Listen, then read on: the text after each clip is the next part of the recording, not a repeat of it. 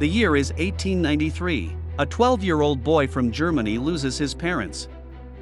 He inherits a little money from them, which is later stolen while he is traveling.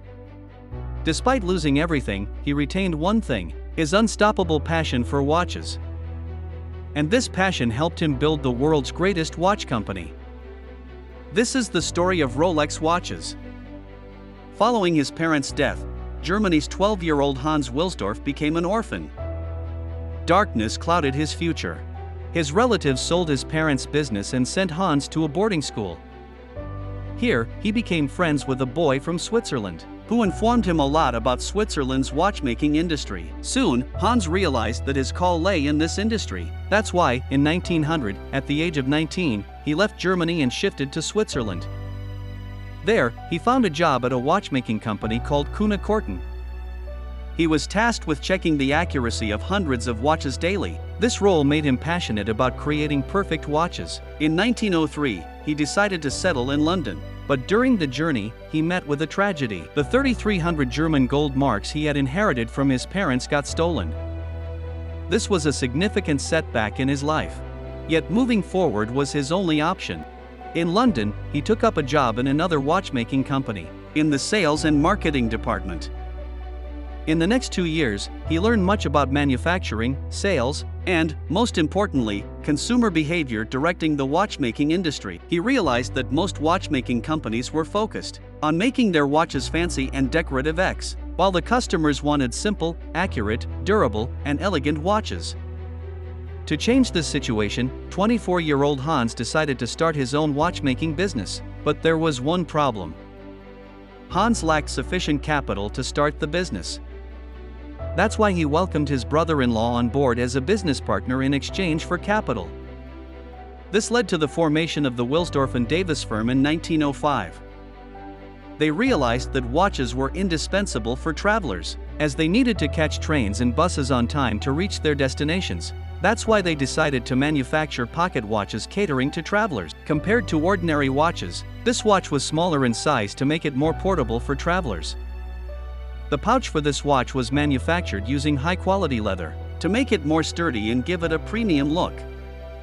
This watch was called the Portfolio Pocket Watch. Despite being the company's first product, it was a hit. Even though Hans started his company with pocket watches, he didn't want to be limited to manufacturing pocket watches. He predicted that wristwatches will completely replace pocket watches in the future. That's why Hans shifted his focus to manufacturing world-class wristwatches. But the problem was that the customers of the time weren't keen on accepting wristwatches. There was a perception that only females wore wristwatches. Hans wanted to change this perception. In 1906, Hans saw that both males and females loved to wear bracelets. He spotted a huge opportunity here. He launched gold and silver wristwatches on the market. Instead of leather, the straps of these watches were made of gold and silver. This made the watches look like bracelets. Moreover, these watches weren't called wristwatches. They were branded as bracelet watches.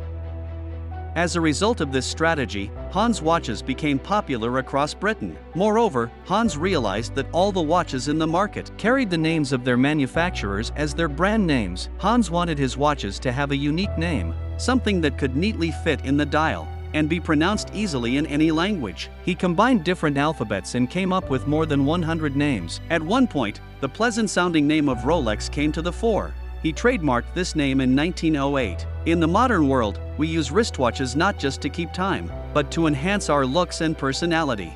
Rolex watches were selling well, but they still had accuracy issues. Actually, the wristwatch's movements are little. That's why nobody could succeed at designing a perfectly accurate movement. Till 1910, Hans imported the movements for his watches from Switzerland. But now, Hans decided to make his own movement. He began to study horology. He met with expert watchmakers worldwide and became an expert in movements. He then developed his first wristwatch movement, a 15-line caliber 200. He then sent it to Switzerland's official chronometer testing institute for certification. The institute conducted rigorous tests on the movement. Later, it turned out to be the world's first wristwatch movement that received a chronometer certificate. Basically, Hans had successfully developed an accurate wristwatch movement.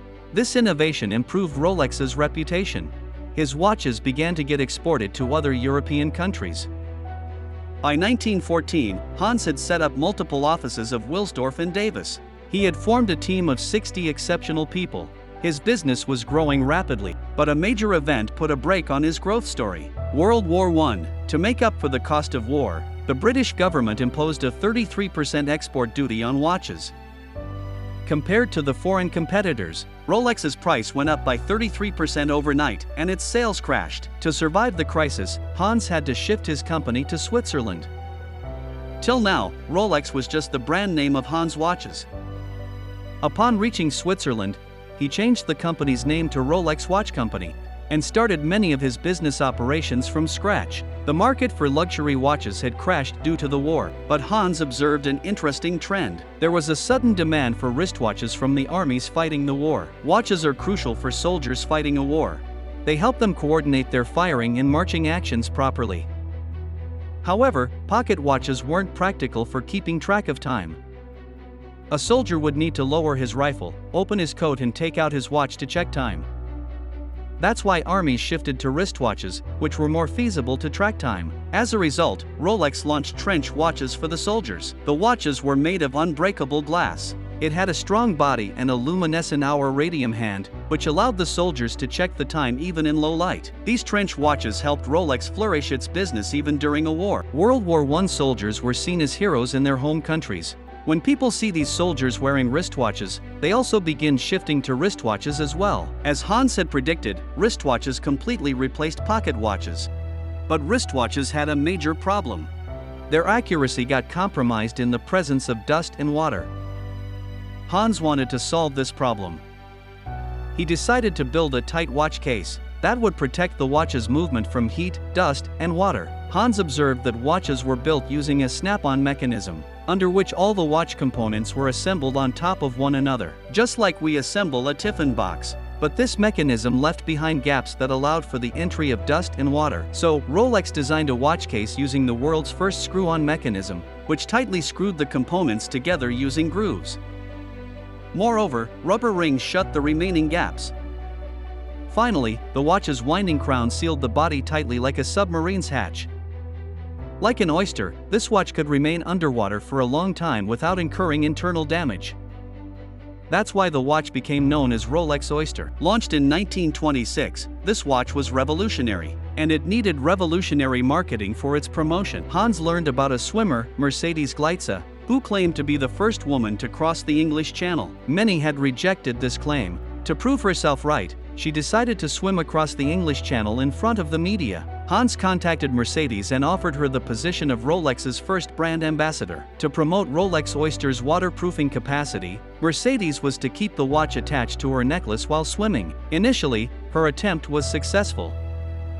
After swimming for 10 hours, she had crossed 80% of the English Channel. Unfortunately, she got exhausted and was rescued. She failed to cross the channel, but Rolex Oyster worked perfectly when checked. Despite the unsuccessful attempt, Mercedes Gleitze became popular for her effort. With her, the Rolex Oyster gained popularity for being the world's first waterproof watch. Hans featured Mercedes and Rolex alongside each other in the ads. Moreover, he displayed the Rolex Oyster in a fish tank in all retail stores. This tank also contained real fish. In 1928, Hans hired the British star Miss Evelyn Leigh as Rolex's brand ambassador. In the ads, Evelyn would be shown wearing a Rolex Oyster with her hand dipped in a fish tank. This unique marketing strategy made Rolex Oyster's waterproofing features popular. Rolex's success touched another level. While the entire world was appreciating Hans, he wasn't satisfied. Actually, the watches of the time were completely mechanical, i.e., instead of a battery, they were powered by a mainspring. The mainspring had to be tightened by rolling the crown. Once tightened, the mainspring would then unwind and move the hands. Simply speaking, it worked exactly like a wind-up toy. The watches had to be wound every 2 days. In the case of Rolex Oyster, if the crown wasn't properly shut after the winding process, water could easily seep in. That's why Hans' next goal was to build a fully automatic watch. Hans spent years solving this problem. Finally, he invented the perpetual rotor. This was a semicircular rotor which could rotate 360 degrees inside the watch. It was connected to the mainspring through multiple gears. It would rotate when a person's hand moved. The gears would then transfer the energy and tighten the mainspring. Basically, you could wind the mainspring simply by wearing the watch. This way, the watch could work perpetually, and it became known as the Rolex Oyster Perpetual. People had tried building automatic watches before, but Rolex was the first company to successfully adopt the mechanism. Perpetual made Rolex and Hans Wilsdorf legends of the watchmaking industry. But in 1939, they encountered another hurdle. World War II. The war disrupted the supply chain across the globe. Rolex's sales tanked again. In the upcoming years, Hans ensured the survival of Rolex despite all odds. But there was another tragedy. In 1944, he lost his wife. The last 6 years were the most challenging times for Hans. But he had seen such challenges since childhood and had developed a fighter mindset. So, he regrouped his energy and set about the task he excelled at: making world-class watches. In 1945, Rolex completed its 40th anniversary. On this occasion, Rolex launched a new watch, Rolex Datejust. This was the world's first automatic watch that even showed date. But there was a problem. Some people had complained that they couldn't check the date as the display was tiny. Like always, Hans set out to find a solution. It's said that one day, a drop of water fell on his watch. This allowed the date to appear magnified. Inspired by this, he added a 2.5x magnifying glass on Datejust watches and solved the problem. By 1960, Rolex launched other revolutionary watches. For instance, in 1953, it launched Rolex Explorer, a strong and unbreakable watch made especially for mountaineers and explorers, so that they never have to worry about the watch getting damaged. In 1955, Rolex launched GMT Master, which featured a rotating bezel. It was made especially for pilots as they had to fly to different time zones. The bezel made it easier to track time. Finally, in 1960, Rolex launched an experimental watch called Deep Sea Special. It was designed to handle the extreme water pressure of the deep sea. To test this, it was taken to the deepest known ocean point of the 1960s, nearly 11,000 m deep. The watch worked perfectly even at this depth. This is how Rolex established itself as the king of the watchmaking industry. In 1960, at the age of 79, Hans Wilsdorf left the world. But he left behind a watch brand that had made him immortal.